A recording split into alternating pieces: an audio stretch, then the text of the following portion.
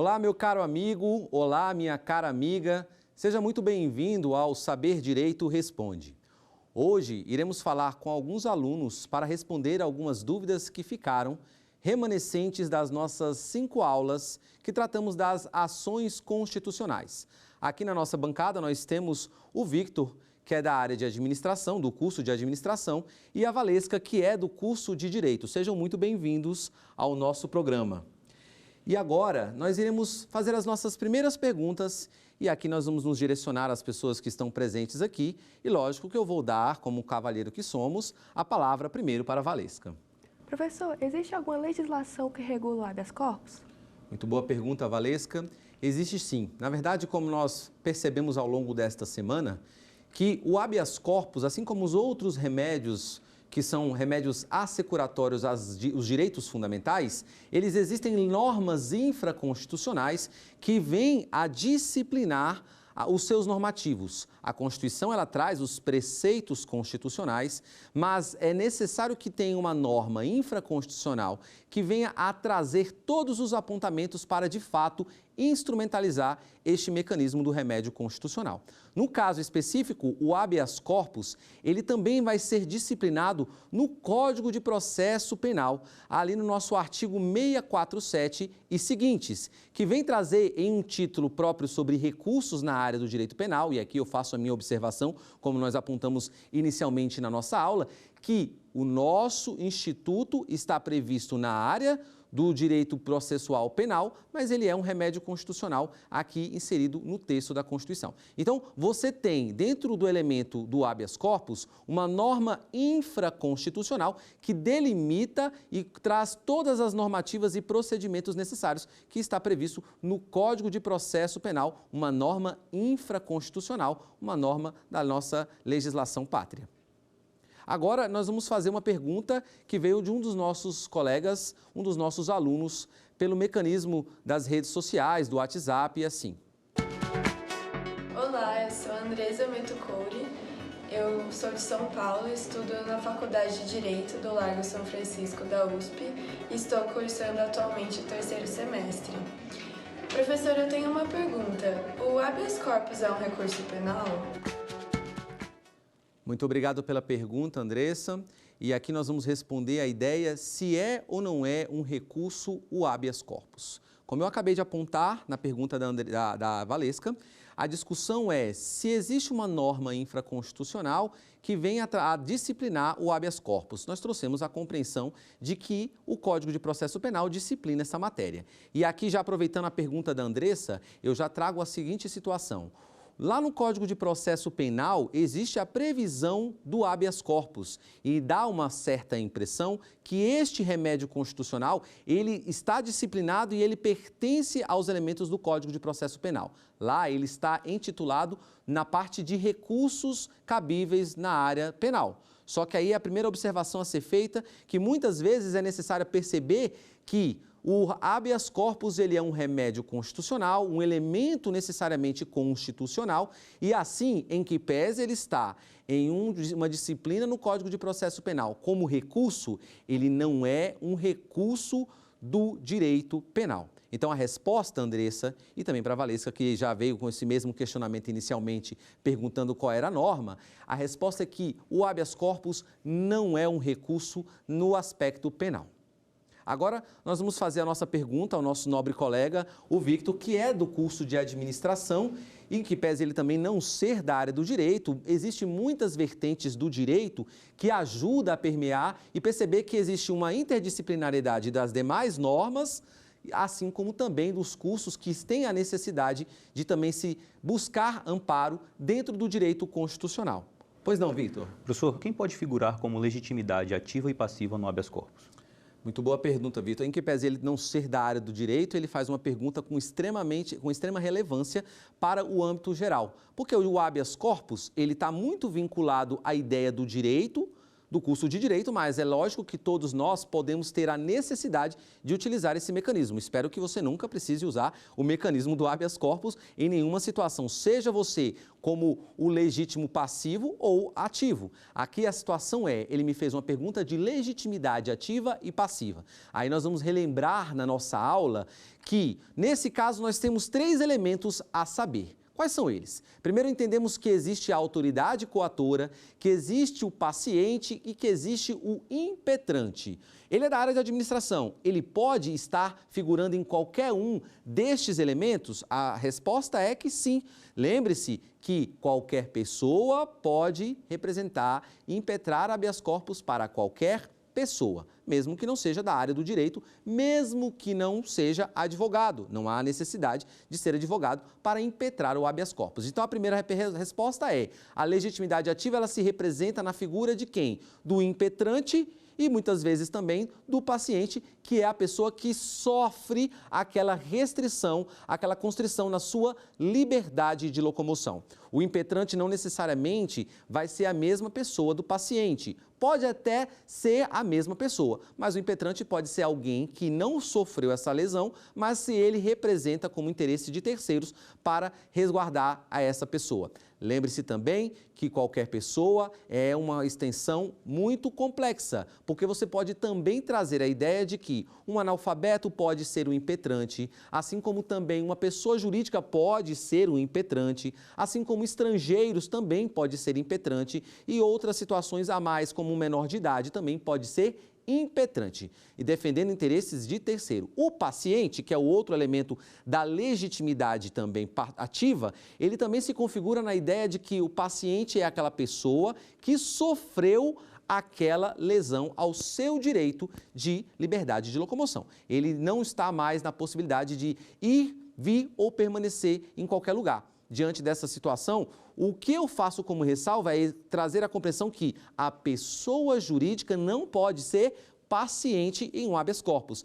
Ele pode ser um impetrante, trazendo para interesses de terceiro, mas ele não pode ser paciente. Ele não tem como sofrer restrição na sua liberdade de locomoção. E o último elemento apresentado pelo Victor é muito importante, que é a legitimidade passiva, que é a autoridade coatora, aquele que trouxe o prejuízo ao paciente, aquele que cesseou os direitos inerentes à liberdade de locomoção da pessoa que sofreu os seus direitos. Lembre-se que nós estamos aqui falando de remédios constitucionais, do habeas corpus e neste caso concreto nós estamos falando das garantias fundamentais para respeitar os direitos fundamentais. E a autoridade coatora pode ser tanto uma autoridade pública como uma autoridade particular. Nesse caso concreto, a autoridade particular tem uma peculiaridade porque ele tem que ter realizado aquela atividade no exercício das atribuições e não pode ser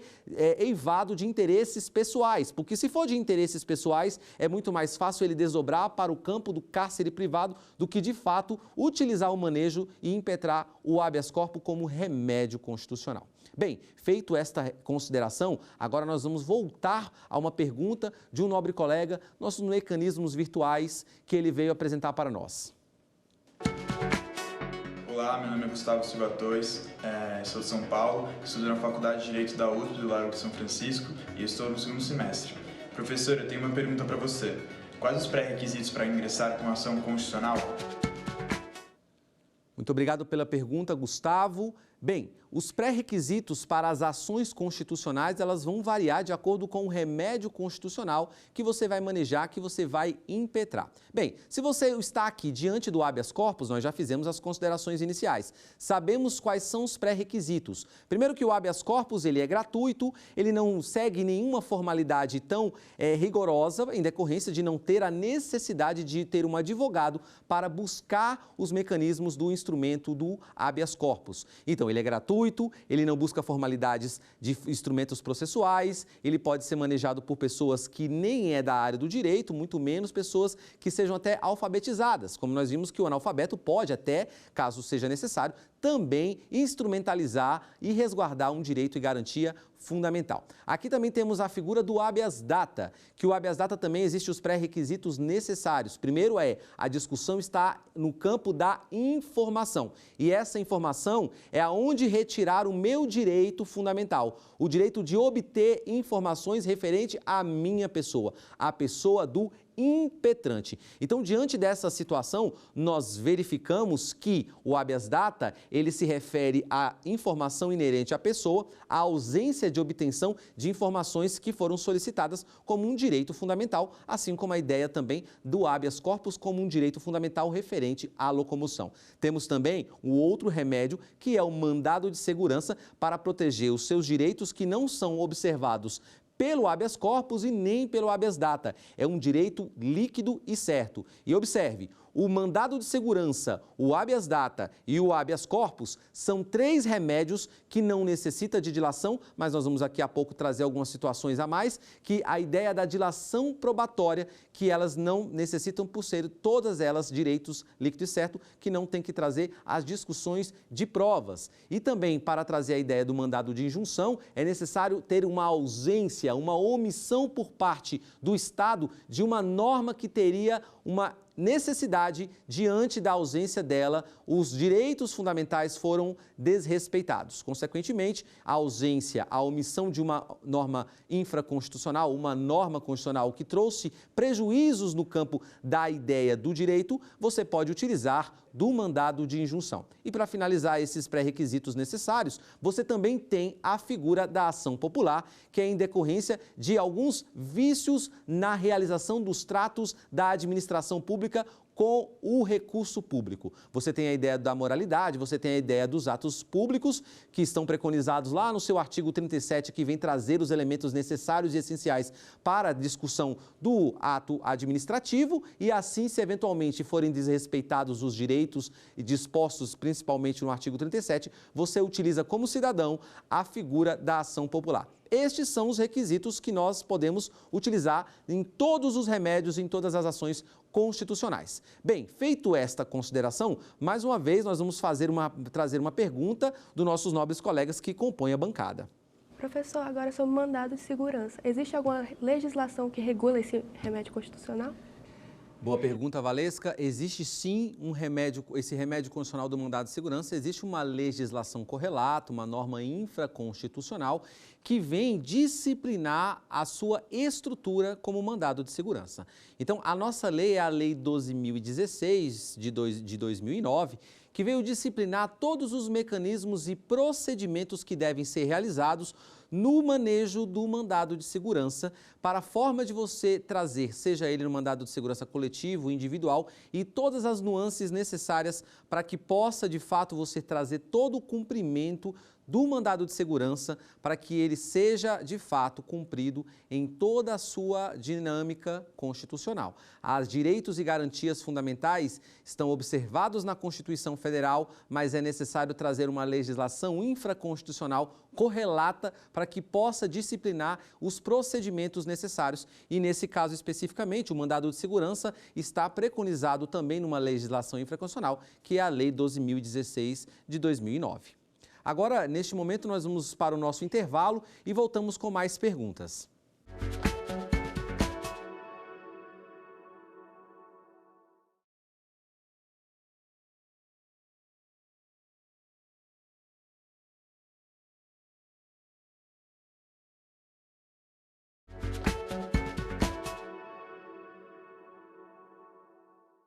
Olá, meus amigos, olá, minhas amigas, voltamos e aqui estamos diante, mais uma vez, de perguntas do nosso Saber Direito Responde.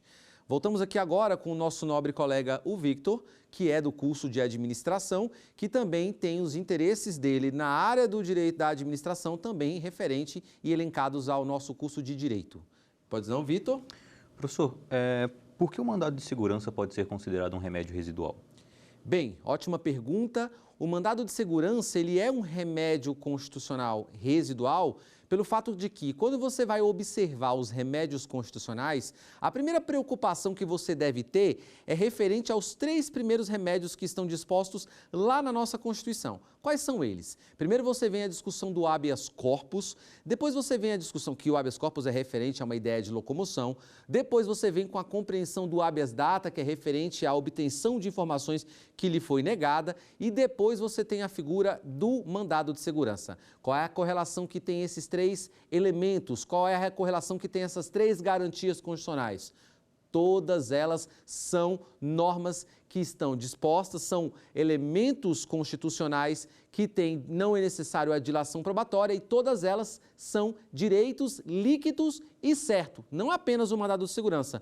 O habeas corpus e o habeas data também o são. Mas, para que você possa chegar no mandado de segurança, primeiro você precisa eliminar os elementos anteriores, que é o habeas corpus, depois o habeas data. Se não couber habeas corpus e não couber habeas data, aí sim você chega ao último dos remédios que não necessita de dilação probatória, que é direito líquido e certo. Por isso que todas as demais normas que não cabe habeas corpus e que não cabe habeas data, vai ser utilizado o mecanismo do mandado de segurança quando for direito líquido e certo. Por isso que nós falamos que ele é o resto dos outros elementos do direito líquido e certo. Bem, agora nós vamos trazer as nossas perguntas da bancada e, mais uma vez, a nossa amiga Valesca vai fazer um questionamento também.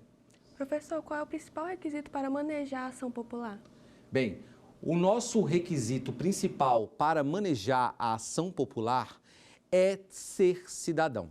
Então, o principal elemento necessário aqui é você ter carteira de eleitor. O nosso título de eleitor é o elemento indispensável. Tanto é verdade que quando você colocar esse instrumento e você manejar essa ação, você tem que juntar como cópia o seu título de eleitor para demonstrar que você é uma pessoa que está no gozo das suas atividades políticas, e aí você tem esse elemento. Por quê? Porque a ação popular é um questionamento às ações realizadas pela administração pública na condução dos elementos dos atos administrativos. Se eu quero discutir moralidade, se eu quero discutir publicidade, eficiência das realizações daquilo que pertence a nós como povo, no elemento de república, eu tenho que demonstrar que eu estou no gozo dos meus direitos políticos, consequentemente eu tenho que ser cidadão. Este é o principal elemento que nós temos para manejar, para impetrar na nossa famosa ação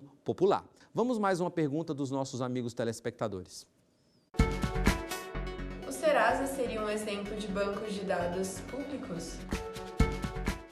Bem, essa pergunta traz a ideia de demonstrar quem é o Serasa nessa discussão. Nós sabemos que ela é uma empresa privada e o que de fato faz ela ser diferente é saber que os elementos contidos nas informações lá são bancos de dados públicos. E aí, por ser banco de dado público, você coloca ela na possibilidade de ser uma legitimidade passiva nas discussões do nosso habeas data. A obtenção de informações do habeas data, se for negado em bancos de dados de caráter público, mesmo que ela seja uma empresa privada, ela se eleva à condição de legitimidade passiva e, consequentemente, eu posso impetrar o habeas data mesmo que não seja do setor público especificamente aquela legitimidade passiva. Ok, voltamos agora para a nossa pergunta, para a nossa amiga Valesca, que trará mais um questionamento sobre direito constitucional. Professor, sobre o habeas corpus coletivo, existe alguma previsão na legislação? Que ótima pergunta! É uma pergunta extremamente relevante, está agora em voga nos nossos tribunais aí, as discussões estão elevadas.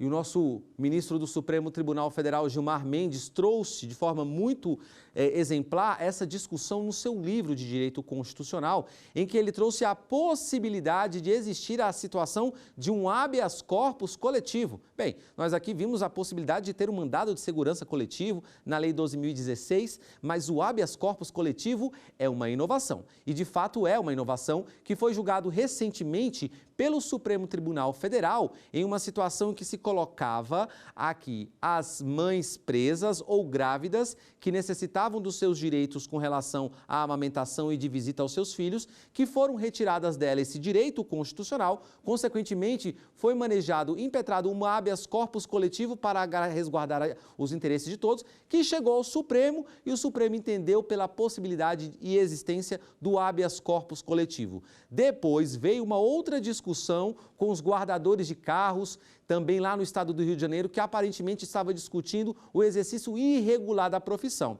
E também o Supremo entendeu pela possibilidade de ter o instrumento do habeas corpus coletivo. Os tribunais de justiça ainda estão reticentes para este mecanismo. Tanto é verdade que o Tribunal de Justiça do Distrito Federal, quando foi julgar uma discussão dos motoristas de aplicativos, quando aparentemente estavam exercendo de forma irregular a profissão de taxista, eles ingressaram de forma de salvo-conduto o habeas corpus e foi negado logo de cara em decorrência da legitimidade, porque na concepção do Tribunal de Justiça do Distrito Federal não era possível o habeas corpus coletivo. Mas o Supremo já julgou isso, o Supremo tem entendimento favorável e a tendência é que isso venha a ter reflexo em todos os nossos tribunais, seja no âmbito do Estado ou seja no âmbito federal. Ótimo, feito esses questionamentos, mais uma vez vamos trazer uma pergunta dos nossos telespectadores. Qual a diferença entre mandado de injunção e ação direta de inconstitucionalidade por omissão? Essa pergunta é muito capciosa. Essa pergunta ela vai ao encontro de vários questionamentos e dúvidas dos nossos estudantes de direito de um modo geral. Primeiro, que nós temos dois institutos que discutem a omissão legislativa. Então, o que eles têm em comum é que os dois discutem uma omissão legislativa. Qual é a diferença? As diferenças são extremamente peculiares. Primeiro, que o mandado de injunção é remédio constitucional.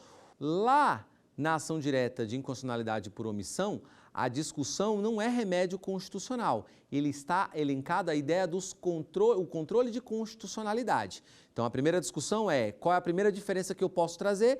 É que a discussão está nos legitimados. Os legitimados do controle de constitucionalidade por omissão, a discussão da ADO, está no artigo 103 da sua Constituição. Se for algum daqueles legitimados do artigo 103, você está possivelmente diante de uma ADO. Vou falar aqui pela linguagem da ADO que fica mais fácil. Agora, se for uma pessoa física discutindo interesses subjetivos, pessoais, aqui nós estamos diante de um mandado de injunção. Então, o primeiro interesse é, se for para controle concreto, se for para uma discussão concreta, num caso específico por uma pessoa que está solicitando os seus interesses pessoais em decorrência de uma omissão legislativa, aí eu estou diante do mandado de injunção. Se nesse caso eu estou diante de uma omissão legislativa que tem uma visão abstrata, não pensa apenas num caso concreto, mas em sim na coletividade, eu estou diante de uma ação direta de constitucionalidade por omissão e aí eu vou trazer um dos legitimados para que essa matéria seja discutida. Outro elemento importante é o endereçamento, a competência. O mandado de injunção, ele é discutido em âmbito estadual, nas suas discussões do Estado, com relação a discutir quem é a pessoa que está omitindo, se são os deputados estaduais ou se é o governador daquele estado, e aí essa discussão vai descambar lá para a área da justiça comum. Agora aqui na ADO você está diante de uma legitimidade extremamente diferenciada que vai para o Supremo Tribunal Federal. Então, estes elementos são os mais importantes. Entender que o mandado de injunção ele está muito mais vinculado a uma ideia concreta de interesses pessoais, subjetivos, e aqui na ADO eu estou diante de uma situação que está elencada a uma compreensão do direito abstrato diante dos legitimados do artigo 103. Feito essas considerações, essas diferenças mínimas que nós apontamos de forma muito sistemática e breve, de forma resumida, nós vamos chegando ao fim do nosso programa Saber Direito Responde. Vários questionamentos, várias dúvidas foram levantadas, lógico que as dúvidas continuam, você que está aí em casa trazendo as suas discussões, possivelmente você tem diversas perguntas a serem levadas, você já sabe os mecanismos e as redes sociais que você pode trazer essa discussão na nossa TV Justiça. O Saber Direito, ele tenta levar para o estudante, levar para o operador do direito, levar para o profissional a discussão dos elementos mais importantes que estão sendo levados no nosso cotidiano. Você, operador do direito, você, estudante, fica atento aos reflexos da sociedade. Veja o que está acontecendo no seu cotidiano, para você compreender as necessidades que estão apontando na sua porta e você tem que tentar trazer soluções para as discussões jurídicas. E o direito constitucional, ele é essencial como elemento primordial na discussão de todo o ordenamento jurídico brasileiro. Sem ele, não é possível existir nenhuma norma abaixo dela. Então, todas as normas devem obediência à Constituição e, principalmente, quando os direitos e garantias fundamentais não são respeitados, você precisa compreender que existem instrumentos assecuratórios para resguardar os seus direitos. A nossa legislação é tão inteligente nesse sentido que não apenas me trouxe os direitos e as garantias, ele ainda trouxe normas infraconstitucionais para assegurar e instrumentalizar de forma pormenorizada a discussão de todos os elementos para que, de fato, os meus direitos sejam respeitados e eu tenha a elevação máxima da Constituição de 88 como aspecto reflexivo e histórico de todas as nossas conquistas dos nossos direitos liberais que estão dispostos desde a nossa Carta de 1824, ainda na era da monarquia, e as nossas constituições republicanas que iniciou na Constituição de 1891. Todas as conquistas estão elencadas até chegar ao nosso ápice, que é a Constituição Cidadã, a Constituição de 1988, que trouxe até novos remédios que até então não tinham sido previstos, como nós já visualizamos nas nossas aulas anteriores. Bem, é isso. Muito obrigado, meu amigo, muito obrigada, minha amiga, pela nossa audiência, pela percepção aqui junto com a gente no nosso Saber Direito, e ficamos para a próxima. Quer dar uma sugestão de tema para os cursos do Saber Direito? Então mande um e-mail para a gente, saberdireito@stf.jus.br, ou entre em contato por WhatsApp. O número é esse que aparece na tela. Você também pode acompanhar as aulas pela internet. Acesse tvjustiça.jus.br ou nosso canal no YouTube, TV Justiça Oficial.